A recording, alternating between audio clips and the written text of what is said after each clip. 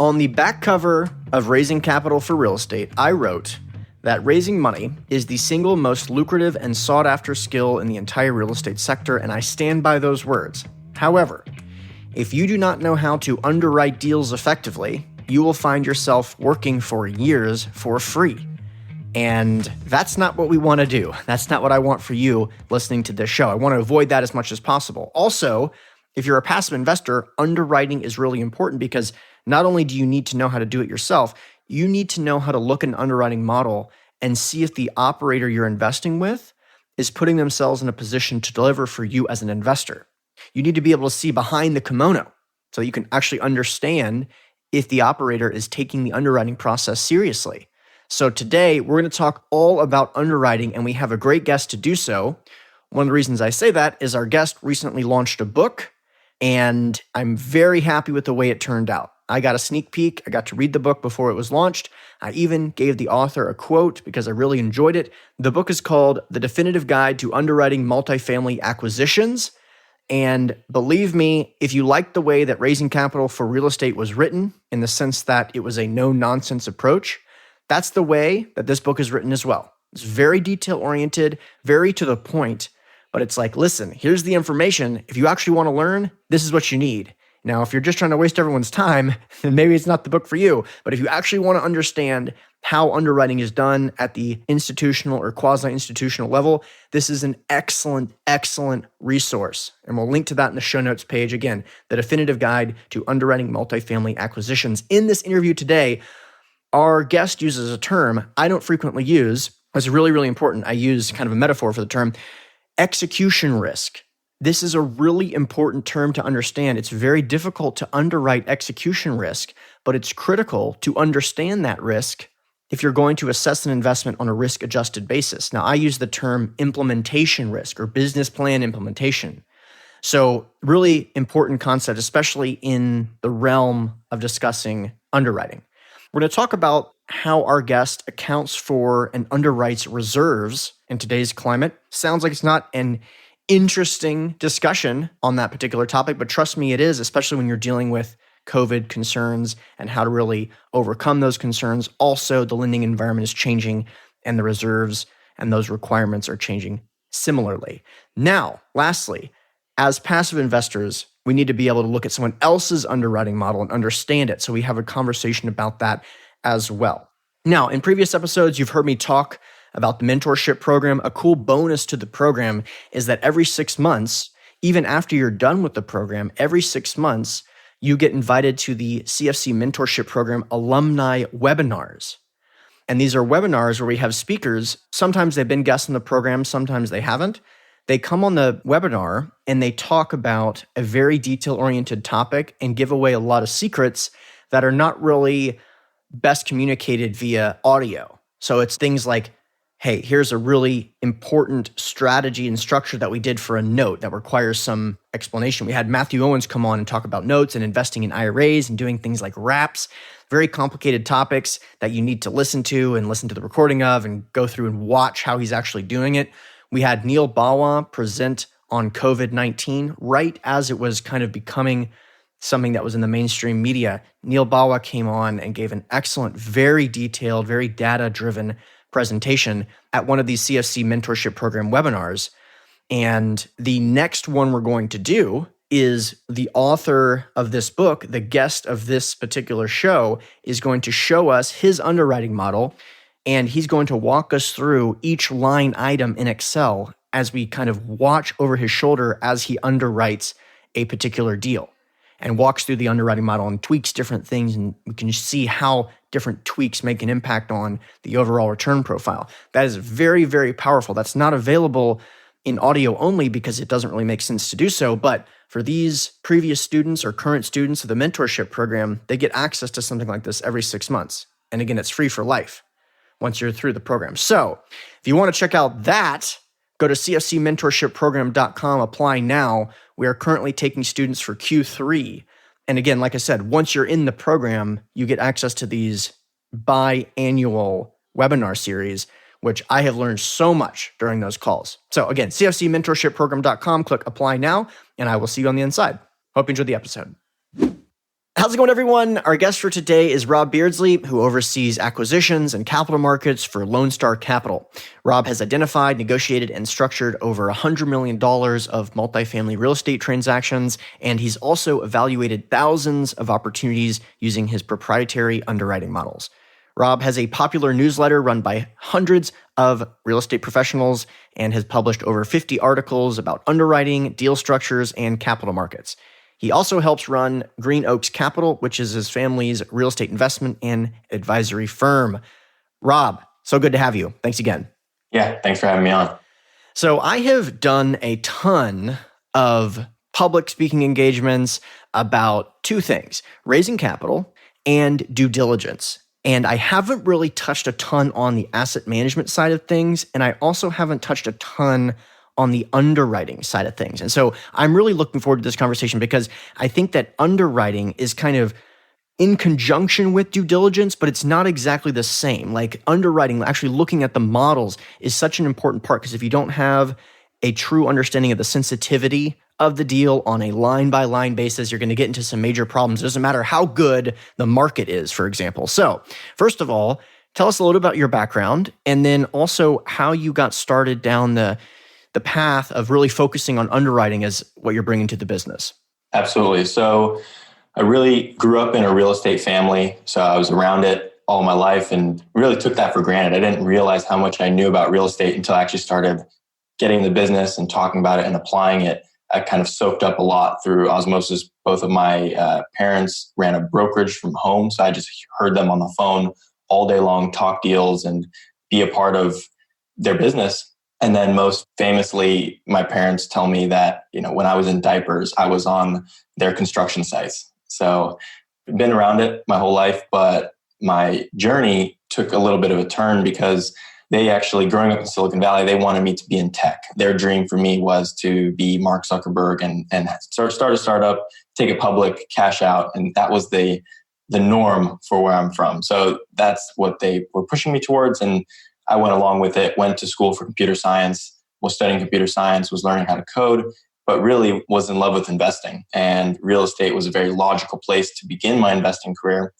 And I started applying a little bit what I was learning in computer science in terms of just thinking analytically, thinking programmatically to the real estate business. And that's kind of what pushed me into the underwriting space of building models, looking at things through the numbers and that whole angle. And when it comes to actually using Excel, well, actually, first of all, is that the program that you use? Yeah. Okay. And where did you start to get those real Excel chops? Good question. So I worked as a data analyst for a e-commerce department of a retail company in New York City. And that was really where I got my Excel chops and learned a lot of fun stuff and really was opened up to the world of, using Excel without touching the mouse and that kind of stuff. I'm back to just basic Excel on my Mac. So you don't need the full capacity of all that, but that's really where I learned how to put it all together.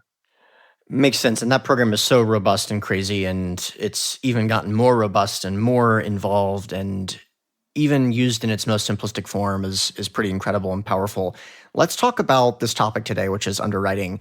Why is this important? Why should people that maybe aren't even active owners still pay attention to this concept? And for those who are active owners, why is underwriting such an important part of the entire investment model?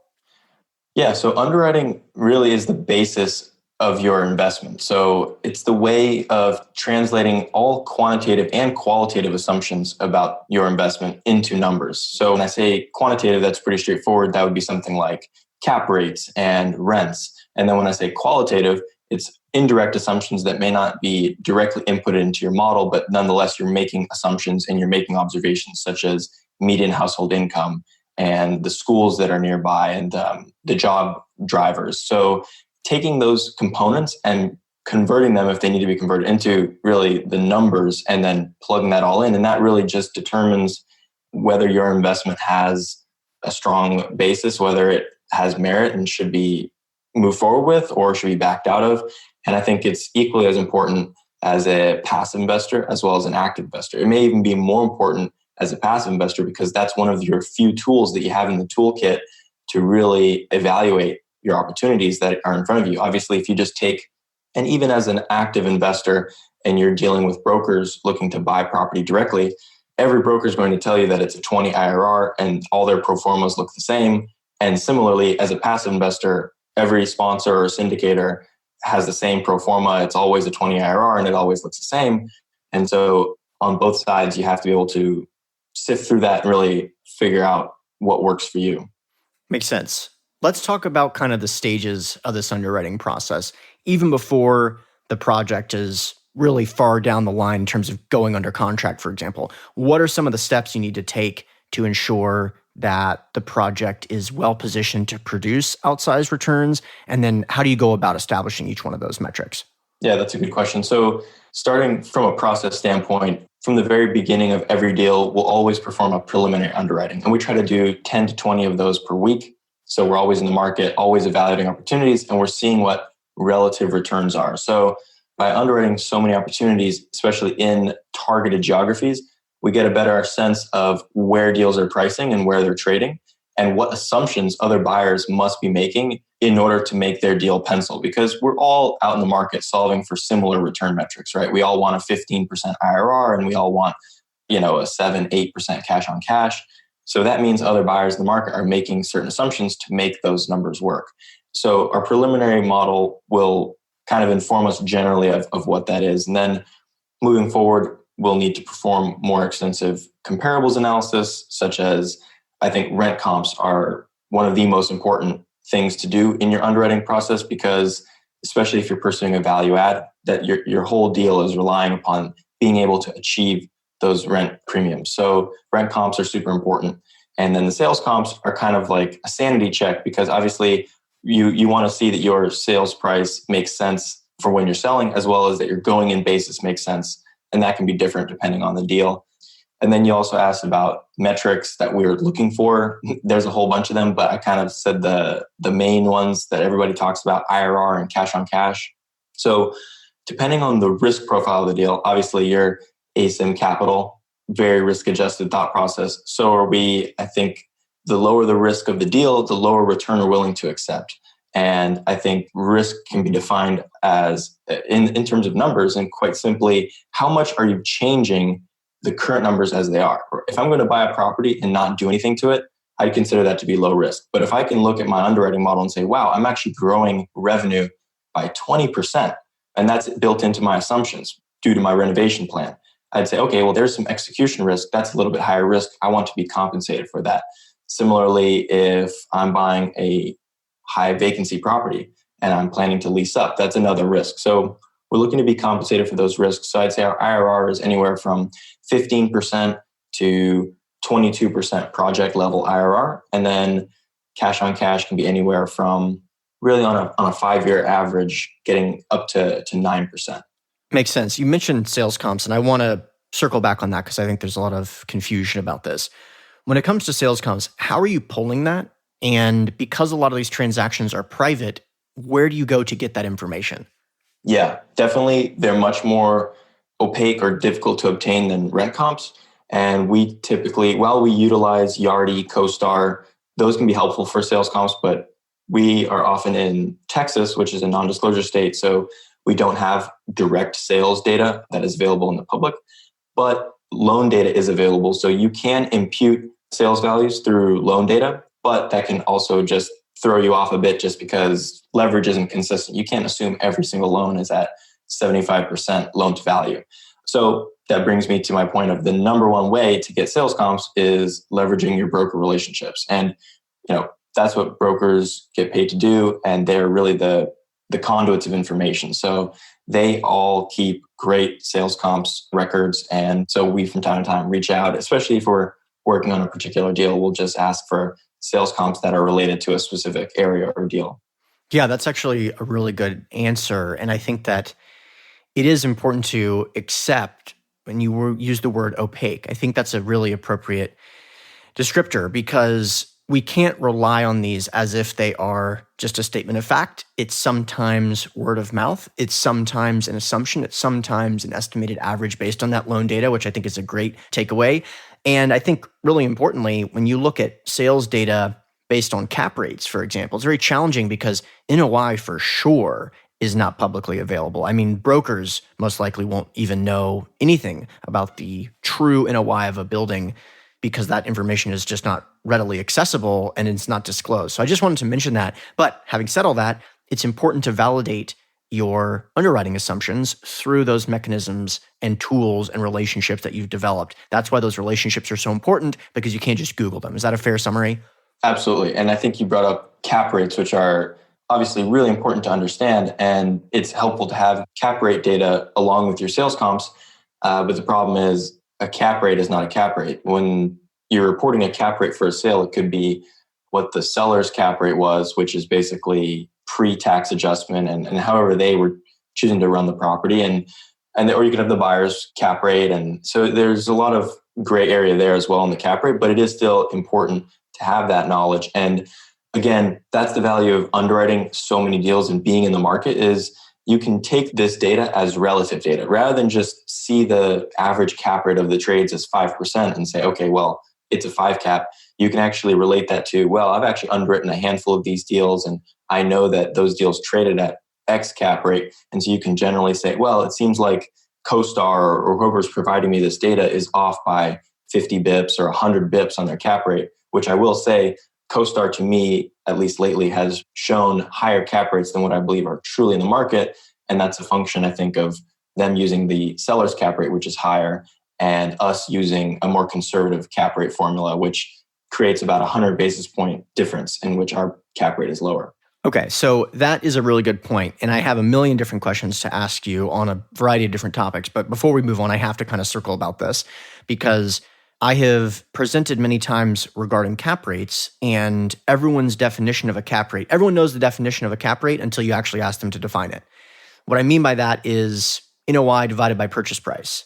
But there's a lot of different variances in terms of how you can get that NOI. So walk us through how you guys define cap rate and how you underwrite a true cap rate and what could potentially be responsible for that 100 basis point variance, which is quite significant.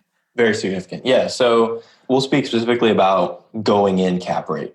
So the purpose of a cap rate, before we define it, the purpose of a cap rate is to really understand the income potential per dollar of what you're buying. And so what that means is I don't care how the current owner of the property is operating their property from an expense perspective in terms of calculating my cap rate, because maybe if they are a mom and pop owner that self-manages and manages with really cheap expenses, I can't do that the same way. And my expenses will be higher and my cap rate will therefore be lower. And so I can't just calculate my cap rate using their expenses. So what I'll define now is what I call an adjusted going in cap rate. And the way we adjust our cap rates is we'll take the trailing 3 or trailing 12 true revenue. So we're not going to tweak with revenue. Revenue is it is what it is, but expenses are the gray area in the pro forma. So what we'll take is we'll take the seller's true revenue numbers, and then we'll layer in our expenses that we believe to be representative of not only what we can perform at, but what the general market would underwrite to. And then we also include replacement reserves, which are anywhere from $250 to $350 per unit per year in a replacement reserve, which is usually mandated by the lender to reserve up on a monthly basis. And so that's money that we assume will be spent over the lifetime of the deal. And it's a monthly cash outflow. So we just write it off as an expense, include it above the line, and then that calculates our NOI. Additionally, we will factor in our future property taxes. And so this is another huge thing that some people may consider, may not consider, and there's a lot of nuance there, but that's your 100 basis points spread right there between seller and buyer, because oftentimes on these transactions, property taxes could be jumping from $200,000 per year to $300,000 per year, and that could completely change your perspective of how much income potential the property has on a going-in basis.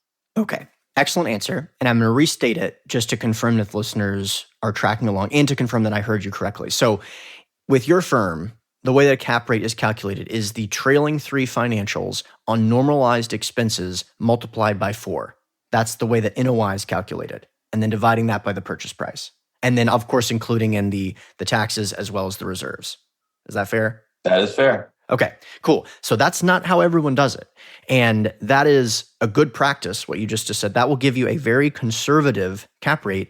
But when you see a cap rate in a deal, I'm talking to you, passive investors, if you see a cap rate in a deal, it isn't necessarily the case that they use the same formula. They could use the future 3 months multiplied by 4. They could not include the reserves. They could not include the taxes. They could also use the future 12 months divided by 4. All of those things would be reasonable in terms of the way that we originally defined cap rate as being a NOI divided by the purchase price, but those changes can make a big difference. And if we're talking about the difference between 100 basis points, meaning a 6 cap versus a 5 cap, that is going from being like, holy crap, I got to call everyone I know, I found this deal that's crazy, to this is a market transaction or a below market transaction. So I know that we just did 20 minutes on what a cap rate is, but I'm sure that some of the listeners are actually really grateful because this actually matters at the competitive elite institutional level. Now, let's move on from cap rate to get into some of these other metrics because they're all important. And the cap rate is obviously critical, but there's many, many other ways that things can go wrong if you're not looking at the actual details. So let's talk about this. First of all, when you go to look at a deal, you mentioned reserves, for example. That also is a function of the lender requirements, but different investment theses require different reserves. What are your thoughts on reserves from a big picture perspective, and how do you adjust this based on the level of business plan implementation risk that each respective investment requires? Yeah, so you nailed it right there. So we have some typical rules of thumb in terms of how much capital we want to have reserved up in our personal owner account, or right, we will have a number of bank accounts for each property, an operating account, an owner account, and potentially a CapEx account. And so lender may have their own reserves, and that's very deal dependent. We can go into that. But for start, we have our rule of thumb, which would be something around 1 to 2 months worth of total expenses, including debt service. And that'll give us a pretty good general rule of thumb. And so the 1 to 2 months, the way we determine if it's 1, 2 months, or potentially even 3 months is, like you said, depending on the execution risk of the deal. So if we are going in with a bridge loan and we have a business plan of raising rents and leasing up the property and spending a lot of CapEx, we may want to have additional reserves in case we have higher vacancy for longer than we expected or other unforeseen circumstances. So that's our general rule of thumb for reserves in terms of that we reserve up. And then there are a couple other reserves that you mentioned, such as interest reserves that would be held by the lender, replacement reserves, which are escrowed on a monthly basis by the lender to make recurring capital expenditures. So all these things and your CapEx budget, which may be held by the lender, all should be taken into account together. So for example, if your business plan is to raise really no CapEx money upfront, you have no delineated capital expenditure plan from the start, you should definitely budget and anticipate a lot more recurring CapEx through the ownership of the property. So however, if you plan to spend $2 million on exterior improvements and interior renovations, that $300 per unit per year that's going to be reserved up by the lender, you may not even touch or need for the first 2-3 years of ownership because you're so busy spending money out of your defined budget. But then once that runs out, you may start drawing from that big reserve that you've accumulated over the years. So all these things need to be factored in together. But what I would say, just generally speaking, we all tend to underestimate recurring CapEx. We all just factor in what our expenses are, and that's our NOI, and that's our cash flow. But really, there's usually more expenses that happen below the line. There are partnership expenses, and then there are unanticipated capital expenditures. So I think it is good to be reserved for that, whether you choose to reserve for it upfront or factor into your model on an annual basis that you will spend a defined amount on CapEx. For example, if the lender is reserving up $250 per year, you can anticipate that being all spent, and then another, let's say $200 per unit per year to be spent below the line. Yeah, really good point. And I think not only is it that you're kind of compartmentalizing these in two different ways, I think one of the reasons that you can actually get a lot out of rehabbing a property significantly upfront is that the actual things you're investing in are newer and therefore less likely to require maintenance as quickly. So you start to see where an investment in the early days can pay dividends for the entire duration of the hold period, as opposed to going in, having a property that is not in the best shape, and you're trying to basically nickel and dime your way through the hold period. You can actually spend more money and not get the highest return on investment because you're not actually adding value to the asset. So I think it's something interesting to play with. By the way, if you're not aware of this going in, you could say, oh, wow, this is going to be a much better deal if we don't make that investment. But the difference is you're going to make it. Trust me, you're going to make it one way or the other. So it's just a matter of when you do it and how significant the value add is going to be. So really important stuff there. Something that I have contemplated on the show and talked a lot about is the debt component, how important the debt piece is. Walk us through some of the underwriting assumptions when it comes to the debt and what investors need to be paying attention to when it comes to that part of the capital stack. Sure. And this is definitely your mileage may vary situation. Some people prefer lower leverage, some people prefer higher leverage, and that just depends on your risk tolerance and what your investment thesis is. But as an investor evaluating debt, I think it's a very difficult situation because the simple stuff to evaluate is all right in front of you. For example, debt service coverage ratio, I think is a really big one. And it's a simple calculation of your NOI divided by your amortized debt service. So this is just a quick nuance. I don't want to spend too much more time, but amortized debt service means principal and interest. A lot of people, when they're calculating their, let's say, going in DSCR, or their year one DSCR, it'll be just based on interest coverage ratio because a lot of loans have an interest only component for the first year or up to 5 years of the full term. But nonetheless, no matter what the interest only component of your loan looks like, you always need to calculate DSCR on an amortized basis. So that's a quick thing there. But in terms of some really important things to look at that are a little bit deeper than DSCR, because if you don't look at deals all the time, a 1.25 DSCR may not mean much to you. But something that is, I think, paints a very clear picture is performing a exit test or a refinance test. And that is simply looking at the loan term and forecasting cash flows out to the loan's maturity and then making certain assumptions at the loan's maturity about valuations, interest rates, and certain underwriting parameters and seeing what a new loan would look like at that point in time. And that's really going to define your maturity risk or your balloon risk. And so when the loan is due and you have to pay it back, what does the world look like in terms of your ability to sell the property and pay off the note, or better, refi the loan into a new one and hopefully have cash out and not cash in, because then at that point you're going to have to make a capital call, and that's typically not a fun situation. So I think that is one of the most instructive ways to look at the risk of a loan. And so obviously the shorter maturity will put more stress on the refi test, because if you forecast out a 10-year maturity, things generally speaking are going to be better in 10 years than they are today, right? Rents will grow, things will just improve. You're paying over your time. debt down. Exactly. You're paying your debt down. So really this refi exit test is a hugely important test when you're taking on bridge loans or loans that are shorter in maturity than 5 years.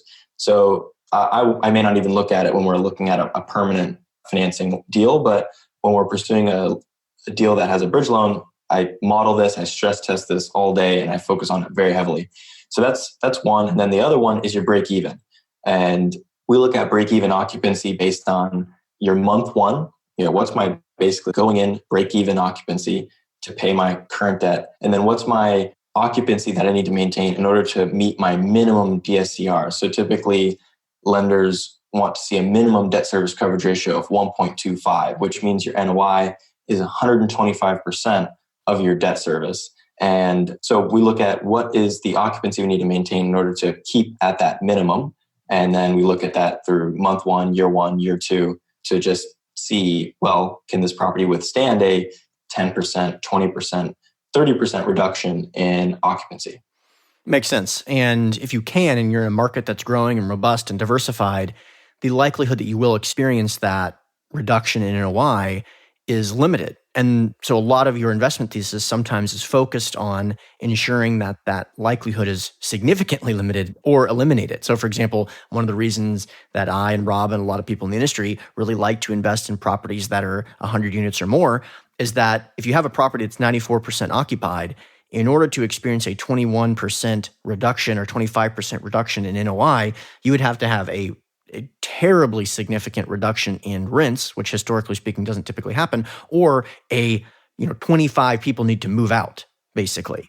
And this is very different if you have one tenant, for example. If that one tenant moves out, you can go from a totally fine debt service coverage ratio to a really challenged debt service coverage ratio. So different ways of mitigating that, everything from the actual municipality that you're in to the geographic risks associated with that in terms of natural disasters to the property itself in terms of things like visibility, the number of units. So we've talked about a lot of these topics, but I think when it comes to underwriting, that's when it all starts to tie together really nicely. So speaking of kind of the physical property itself, let's talk about the unit mix, for example. Let's talk about some of the things related to the actual tangible asset. Yeah. So the unit mix, for people who don't know, really shows a summary of the different unit types at the property. And this is true for any asset class. But for example, for a multifamily property, that's pretty standard. You might have 50 one-bedroom, one-bath units, 50 two-bedroom, one-bath units, and 50 two-bedroom, two-bath units. And that would be your unit mix. And it would give you an understanding of your concentrations in unit types. And I think this is something that some people are aware of, but maybe less focused on. But I think looking at where the demand is and who you're trying to attract is hugely important in the way it relates to your unit mix. For example, if you have top-notch schools in the school district of where the property is located, you're absolutely going to want 2 bedrooms, 3 bedrooms, larger floor plans to accommodate the families that are seeking those schools. So if you have that deal that looks really good in that really great school district, but it's all really small 1 bedrooms, I think it still could be a good deal, but you're going to have to factor that in appropriately. So, and then other ways that can affect your calculus is smaller units should result in lower price per unit. And smaller units also will typically result in higher price per square foot or higher rents per square foot. So you need to adjust your rent comps or your comparables based on making those adjustments. Okay, I may have gotten confused there. Smaller units should result in lower price per unit, but higher price per foot. Got it. Yeah. Right, because there's less bedrooms, so there's less tenants, and therefore, yeah, I totally understand. I just wanted to make sure I didn't mishear. Okay, yeah, I think that's important. How do you talk about visibility in terms of things like daily traveled vehicles when it comes to the physical asset? Is that something that you're tracking as well? Not terribly. It's something, if it's presented to us, we'll look at it, but it's not something that we focus a whole ton about. CoStar has that information, but it's not something that we really factor into our underwriting. What I will say is we're definitely focused on drive-by traffic, and just based on the property's location, really irrespective of how many cars drive by, because it's hard. You really need to know a market as to, if I told you 20,000 vehicles per day, is that a good thing or a bad thing? In certain neighborhoods, that could be terrific, and in others, that could just not be sufficient. So I think the location really speaks for itself. So if we recently looked at a property that was really tucked in the back of a single family community, there's no drive-by traffic on this property whatsoever. So with that understanding, we had to factor in a substantially larger marketing budget in order to compensate for this. And I think on the flip side, if you have a property that's located right there on a thoroughfare, gets a ton of drive-by traffic, and you've interviewed the manager on site, and she says that all the traffic that comes in the door and new leases are all just through word of mouth and drive-by, well, then you know that your marketing budget can be trimmed down a bit there. Really good point. I feel like daily traveled vehicles, for example, are absolutely critical when it comes to something like retail, where multifamily is not as critical. And still, the presence of the asset is very important, but the presence of the asset sometimes is not met by just people driving by and saying, oh, wow, I need a place to live. You can see how the difference there with retail is like, oh, wow, I should go over there and buy something, as opposed to, I forgot I should be getting an apartment. Not super common in the multifamily sector. Let's talk about buying from different types of sellers. What are some of the mistakes that mom and pop owners may be making where you can see a clear vision to value creation versus some very experienced operators and how they can also make mistakes? Yeah, so it's all about the expenses. And there are some things on the revenue side, such as RUBS, that we could talk about as well. But on the expense side, if you see abnormally low payroll, that's typically going to reflect more of a mom and pop situation, or just somebody who is self-managing. And it's definitely not a bad thing. It's actually something very enviable because they're running the property at at a 9 cap while you're trying to make sense of it at a 5. So they're doing something right. But when you see really low payroll, you're typically going to see also cheaper repairs and maintenance. And I would say those are the two biggest things that are controllable expenses that have the biggest impact on NOI. And so I think if you're inexperienced when you're looking at deals, you could just simply say, well, I'm just going to assume whatever the seller was operating the property at, and that those will be my expenses also.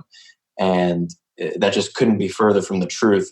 And that could be a good thing or a bad thing, right? If there's bloated expenses, once you get experienced enough, you'll get the confidence to underwrite to lower expenses. If you see somebody operating with abnormally high payroll and you know the market and you yourself have a property management company or you partner with one, you can have that confidence to underwrite to the lower payroll number or the lower repairs and maintenance number, depending on your CapEx plan. I'd say another place are utilities. So properties that have been owned for a long time and they haven't been renovated in a long time likely have inefficiencies in the utilities. We recently bought a few properties, and within the first few months, we were able to get a 20% reduction in the utility bill simply by identifying leaks, fixing them, and we'll probably get an additional 20% savings in utilities after we've completed our programmatic renovation of replacing toilets to the low flows, shower heads, faucets, and things like that. So that's the low-hanging fruit that you don't see all the time, but those are certain ways that you could get comfortable actually underwriting to lower expenses.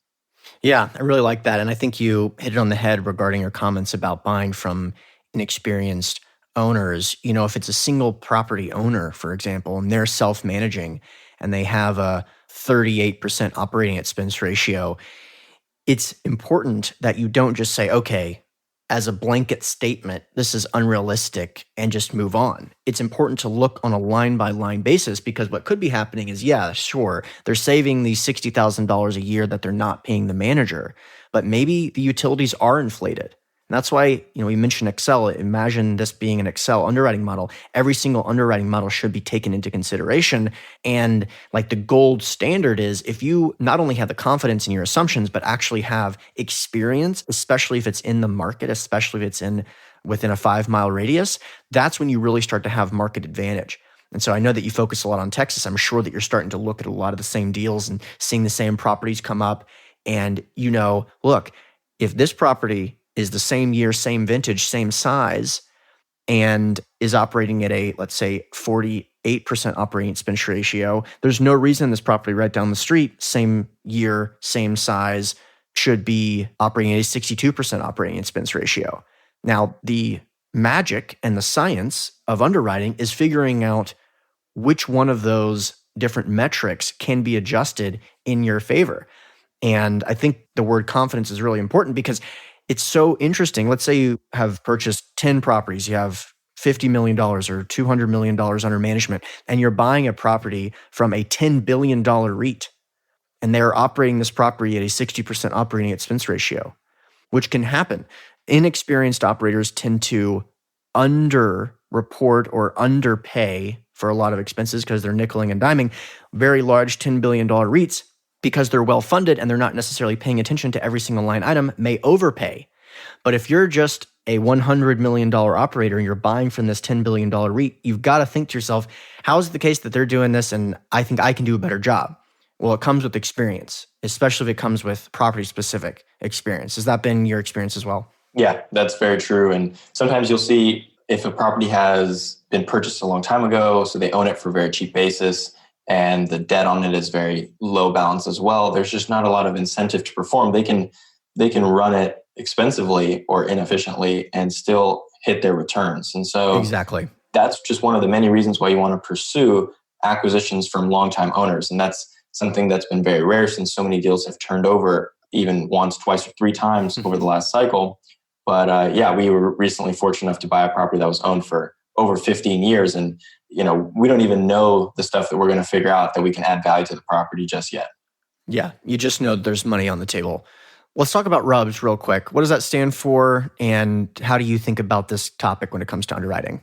Yeah, so RUBS are Ratio Utility Billing System, and it's the way for your property to bill back for utility costs. And you can do this at a technically this isn't even RUBS, but you could bill back at a fixed rate. You could just say, well, for 1 bedrooms, water is $20. For 2 bedrooms, water is $30, et cetera. Or you could actually run a formula based on usage. And so you could calculate the property's total, let's say, water and sewer bill, and then you can divvy that up amongst the units based on metrics that you yourself can create for the units, such as the number of bedrooms, number of occupants, and I put together a formula. And there are some laws, and I'm sure they're different everywhere, but from what I understand in most of the markets we're in, there's laws such as if there's no irrigation system, then you can bill back up to 95% of your utility bill. And if there is an irrigation, then you can bill back up to 90. So obviously you don't want to underwrite to billing back 100% because it's just not legal, not possible. So that's just a general rule of thumb. But typically in terms of looking at, a lot of people will say, well, it's an easy business plan. I've got a property that's all bills paid, meaning there's no bill back to the residents for utilities, and I'm just going to convert it to RUBS, keep the rents the same, and then pocket an extra $100 a month in basically additional rent. But that typically just doesn't come for free and isn't as easy as it sounds. So, and I think this is a huge component of the rent comps, going back to how we were talking about rent comps are super important. There's sometimes, if on the surface, especially when you're dealing with all bills paid properties in a market of RUBS properties, you have an uphill battle proving the rent upside, because now you have to do all this homework into showing that you actually can either do one of two things: raise rents, make them look even higher than they already do in comparison to the market because they include all bills paid, or transition the property to RUBS. And so that is something you need to do a lot of homework on. And even Yardi and CoStar do not have this RUBS data. There are other services like ALN, which does have RUBS data, but the best way to do it that we found is just calling the properties directly. So we'll call comps and just say, hey, I'm interested in a 1 bedroom. Can you tell me a little bit about what the typical expenses I would be incurring above and beyond just the base rent? And then they'll tell you, well, we actually charge back for water, which is typically going to be $40, and your electricity, you have to go work that out with the city. That's going to be about $50 and things like that. So we calculate that all, put that all together so that we can truly compare properties apples to apples.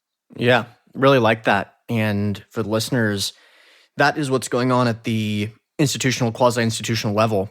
Just getting as much information as you possibly can, taking nothing for granted, and actually diving into the details, because these little, very seemingly insignificant changes to an underwriting model may produce an outstandingly significant impact on the overall return profile of the deal.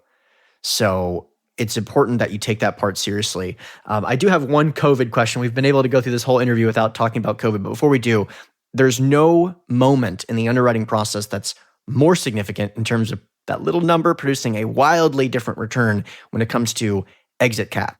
Let's talk about the exit cap that you're currently underwriting to, your thoughts on expansions versus contraction, and how you kind of anticipate things going over in a 5, 7, and 10-year period. Yeah, so it's been refreshing. We haven't talked about COVID once, but it's definitely something that's right in front of us and should be factored into your underwriting. I hesitate to kind of let loose and go crazy in terms of altering every single assumption. And basically, let's say you underwrote a deal 3 months ago and now it's back on the market, or you're looking at it again pre-COVID versus post-COVID. I hesitate to encourage just saying every assumption must be thrown out. You have to recalculate your rent comps. You have to recalculate everything. I don't agree with that. And just for simplicity's sake, I would rather not do that. So for me, I've looked at the situation and really have narrowed it down to 3 metrics. And those are your going in vacancy, your stabilization timeline, and your rent growth. So something that we do that's actually, we did this pre-COVID and it's just something more common, is we typically don't have any rent growth embedded into our underwriting until we've stabilized the property. So which is usually in 18 to 24 months. And so now the way we're adjusting our underwriting is we are actually pushing out our stabilization timeline, pushing out our hold period. So maybe that's number 4. But increasing our hold period, let's say if we're typically a 5-year hold, now we're pushing it out to 7 to account for just the additional time needed to kind of work out the kinks. And maybe because the value add opportunity is potentially off the table today, it's available in 2 years, we'll hang in there and wait. And as you know, extending your hold period will typically reduce your IRR because you're spreading that pop in value over a longer period of time which just reduces your IRR. So if we're keeping our IRR metrics the same and just increase the hold period, already we're demanding more out of the deal. So looking at the deal, we're probably underwriting to a 24-month stabilization period. In that time, we are having 0% rent growth. And then from there on, we're probably growing rents at 2%, which is our base case assumption. And additionally, we're going to stress our going in vacancy. I mean, we don't think the world's going to end. We just think right now might be a little more challenging than normal. So what we'll do is we'll stress our going in vacancy. Even if the property's at 95% occupancy today, we'll probably underwrite to a 7, 8, 10% going in vacancy, which will linearly trend up to our stabilized assumption over that 24-month period. And I managed to go through all that without talking about your question, exit cap rate. So that would be number 5. Exit cap rate. The reason why I didn't talk about it is because we're really keeping it the same. My exit cap rate is something that I'm making a prediction about in the future, which is going to be typically 3, 5, 7, 10 years out. And I truly don't think that COVID today is going to affect the markets in 5 or 10 years. So, and similarly, if we still have less than favorable market dynamics in 5 years, then I will just not sell at that time and at that worst cap rate. I'll just wait until the year 7 or until year 10 when cap rates are bananas again and I can sell at a 4.5 cap. How are you underwriting exit cap at this point, regardless of COVID? Right. So just our general guideline for exit cap rate is we just take our general market understanding for what a stabilized asset should trade in the market, and we're adding typically 50 to 100 bips over. And so the nuance there is I didn't say I'm taking my going in cap rate and adding 50 to 100 bips. I'm taking in the market cap rate because going in cap rates can be heavily skewed based on your business plan, the embedded growth assumptions, which the market is putting onto the property. If everybody in the market knows that you can raise rents $100 on the property, it'll trade at a lower than market cap rate. So rather than focusing on something that's more noisy or manipulatable, such as the going in cap rate, we just look at the market. And so particularly if I'm buying a value add deal, but selling a stabilized deal, I shouldn't look at comparable value add trades. I shouldn't say, well, look at all these 1980s properties being sold for 5 caps. Well, they all have purported value add. And when I'm selling my renovated property, it most likely will not be advertised as a value add. Now, you could be surprised because brokers have a way of calling everything value add, and that's great as a seller. But we certainly, we typically don't factor that into our underwriting. In some situations, we'll look at a deal and say, we will be in a position to sell it as a value add because let's say we didn't renovate it, and then we will have a little bit of a lower cap rate. But in general, we're looking at the market for what that property is and then raising it by 50 to 100 bips. Yeah, really great point. I'd say that to put that in a very concise manner, if you were buying an asset that was 50% vacant, the cap rate could be a 1 cap or a no cap. And the cap rate, therefore, is not a very telling metric. If that 0 cap is factored into your calculation of what a cap rate should be in a market, you're going to get a very skewed version of what true cap rates are. So just wanted to say that in a way to make the example really, really apparent. Rob, we have covered a ton of ground, everything from acquisitions and due diligence up front to working our way through asset management to now exit caps. You added a ton of value, and I'm very excited for the launch of your book. We're going to link to that in the show notes page. It is launching on May 21st, which means you have done a tremendous amount of work up to this point. It's called The Definitive Guide to Underwriting Multifamily Acquisitions. Let the listeners know, just a little bit about the book and also how they can get a hold of it. Yeah, so the book is a hopefully more concise version of today's rambling, and it has a couple sections. One section of a full how-to, every single input in my personal underwriting model that I use every day. I like my model for many reasons, but one of them is that it's simple and yet robust enough that we can trust it and actually make investment decisions based on it. So because of its simplicity, I actually can, in the book, I can walk through every single input that you'll encounter and what to input, how to do your homework there. And then once I've taken you through that process of actually plugging in the numbers, then I take you through the next process of, well, how do you fact check these numbers using rent comps, sales comps, the refi exit test we talked about, your break-even occupancy, and then rolling that into your deal and then saying, how do I take this and analyze the partnership structure? And I can actually factor into my underwriting model a waterfall which will take into account the partnership terms of such as acquisition fees, asset management fees, the preferred returns, the different hurdles and promote structures. So really arms you with the full toolkit to be able to understand a real estate partnership from top down. And what was the other question? How they can learn more about, first of all, getting the book, but also, I think that you had a giveaway on your website. I want you to be able to link to that as well. Right. Yeah. So this book is available on Amazon. We'll have it linked in the show notes. And also, I encourage you to head to our website, lonestarcapgroup.com. And there you'll be able to click on the link at the top to get a copy of my underwriting model that I use every day for free, so you can follow along as you read the book and play with the model yourself. I'm going to say, stop what you're doing, go to the website, download. He literally wrote the book about underwriting, and the model is available for free. It's incredibly valuable. And trust me, I read the book before it was available and gave Rob a quote about it. The reason I did is that it's written in the manner that anyone that liked my book, Raising Capital for Real Estate, will like this book. It's a great supplement because it's about a different part of the business, but it's a very detailed, no-nonsense approach to underwriting. And I think you did a great job, buddy. Really happy for you. Really happy to see that you completed it, and also very much looking forward to the reviews. It's going to help a lot of people. So, Rob, man, thank you so much, buddy. Yeah, thank you so much for that. And I really appreciate you having me on the show. All right, listeners, thanks for checking out the episode. As always, the contact information for our guest will be available in the show notes page, which is hosted on SoundCloud, iTunes, and Stitcher.